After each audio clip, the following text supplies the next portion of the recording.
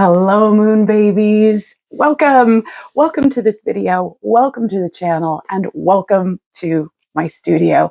If you're new here, my name is Molly. I'm an art witch, author, and brooch enthusiast. And on this channel, we talk about the intersection of art and magic. Woohoo! Now, I've made gobs of videos in the past filled with seasonal grimoire prompts, and they usually revolve around using the visual motifs of a season in our magic, being inspired by nature, or experimenting with new media in your books. And we love filling pages. We love big, crunchy, crocodile-y mixed media grimoires. But in this video, I wanted to offer you something slightly different. I wanted to offer you some ideas for winter grimoire prompts that could actually help us grow as practitioners, prompts that could actually help us deepen our magical repertoire as witches. Some of these ideas will be visually based. Others will be ideas for spell creation, incantations.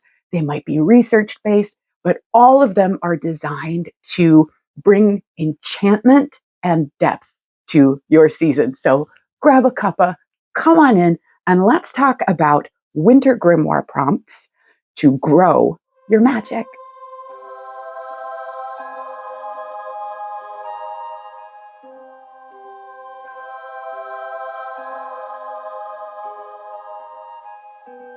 Working with the winds. Here in the Midwest of the United States, winter is no joke. I come from the land of the horizontal icicle. Winds and storms here can be intense. So when I think about wintertime, I think about the winds. Do you have a relationship with the winds where you live? In some traditions of folk magic and branches of traditional witchcraft, the winds, depending on their direction, have specific qualities or are tied to specific forces of nature. The winds can be courted for magical operations like divination, cleansing, sending or receiving messages. It could be really interesting to dive deep and research the names, the beings, the deities, and creatures associated with the winds local to your area or however they're pertinent to your tradition.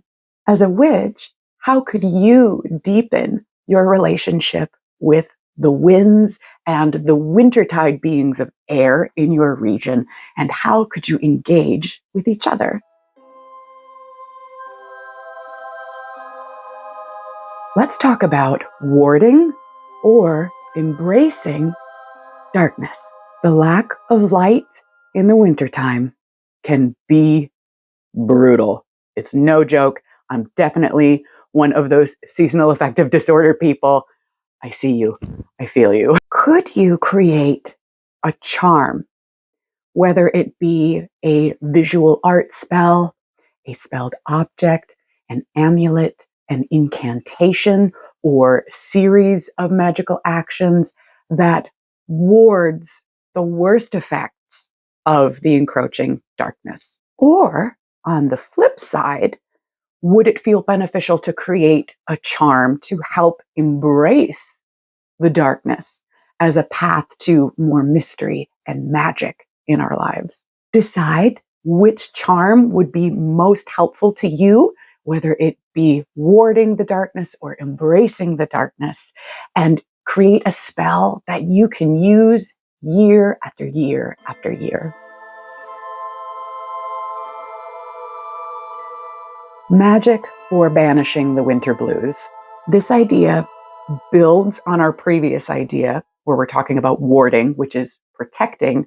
And then now we're moving to the next level, which can be banishing. That's a getting rid of. Do you have a spell to banish the worst of the winter blues? This could be a special bath. It might be a magical song that you create.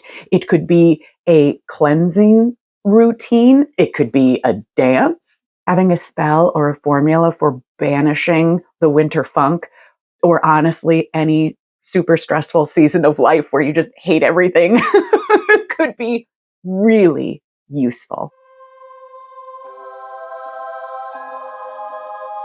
Sigil craft for specific winter needs. Sigils are one of my favorite ways to work magic because they can be so freaking niche. You can get hyper specific with a sigil. And as a person with a terminal addiction to doodling, they're obviously my favorite. What are your specific challenges during the winter season? And could you create a sigil or a small sigil library to address those needs? Some examples of winter-specific needs could be a sigil for safe transportation, a sigil for keeping power on or the quick restoration of power during a storm, keeping drafts at bay. Maybe you experience certain pains during the winter. It could also be about warding off those wintertime sniffles. You could create a sigil for keeping your feet dry. Or protecting your imagination and your inner world from the stress of crazy, absolutely batty holiday overconsumption. Or if you're like me, maybe you need a sigil for keeping two mittens together the entire season. What seasonal obstacles do you and your community face? And could you create a library of sigils for practical use in your craft?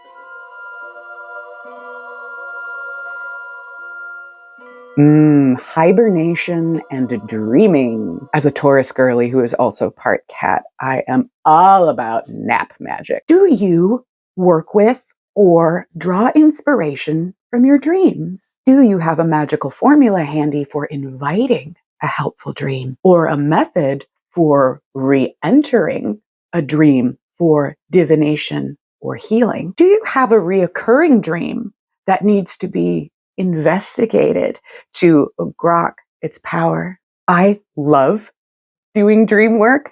I'm an avid dream journaler. Sounds like journaler. Journalist. Journalier. You get the idea. I wrote a whole chapter on doing dream work and inviting the dream world to mingle with the waking landscape in my book, Rainbow Magic. And I'll leave a link for that in the down bar if you'd like to check it out. The long nights of winter are ideal for deepening or simply beginning a dream magic practice. How can you engage with your dreams to grow your practice?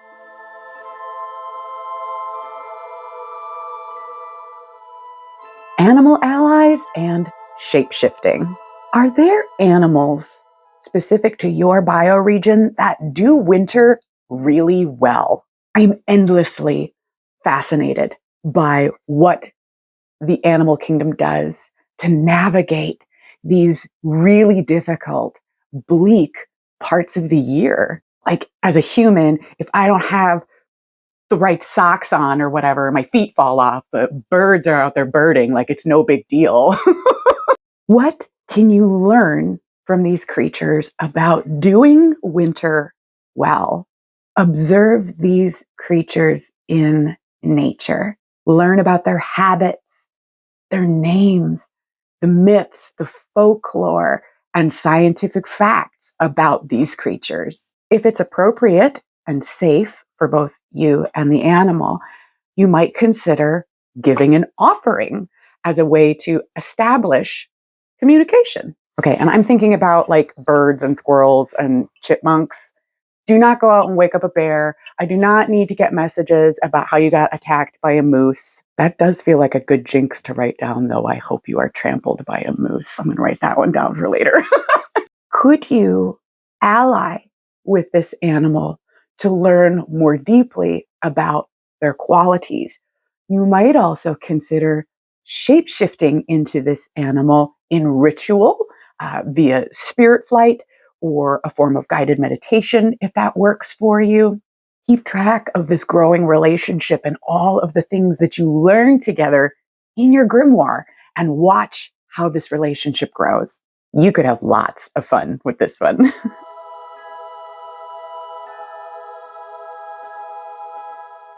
Deep diving on planetary influences. You might wish to explore where Jupiter and Saturn are hanging out in your natal chart. Why Jupiter and Saturn? Mostly because in the northern hemisphere, we experience the depths of winter during Sagittarius and Capricorn season. And Sagittarius is ruled by Jupiter, and Capricorn is ruled by Saturn. Our Jupiter placements can tell us some interesting things, like where we'll have luck, where we have room in our lives for expansion. Looking at the placement of Jupiter in your chart is also really good for helping you find friends and find your people. Saturn placements can give us clues about things like maturity, stability, and self-mastery. You might wish to record some historical examples of seals and charms for working with both of these planets, or you could create your own seals, charms, or incantations for these planetary intelligences for your grimoire. And if you want to get extra nerdy, you know we love nerdy, you might also wish to design a charm, incantation, or magical formula for astrological remediation, should you find that be necessary or helpful. The art of blessing and consecration. Yes. If we're lucky, wintertide can bring with it lots of feasting, food preparation, food enjoyment, and socializing around food. Could you develop a way to bless specific ingredients, entire dishes, collections of treats for the benefit of those who are about to consume them? Is your blessing a simple gesture? Is it a short, sweet, rhyming poem? Is it a song? Is it a full-on multi-step operation? Does something like this already exist in your practice or within your tradition? Or do you need to create one?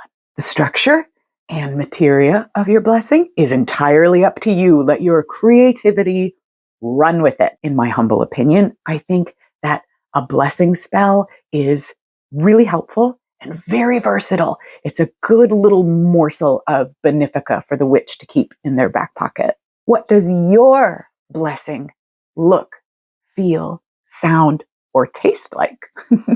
I really hope that you enjoyed these ideas and that it's stirred up your creativity and helps you grow your magic this winter.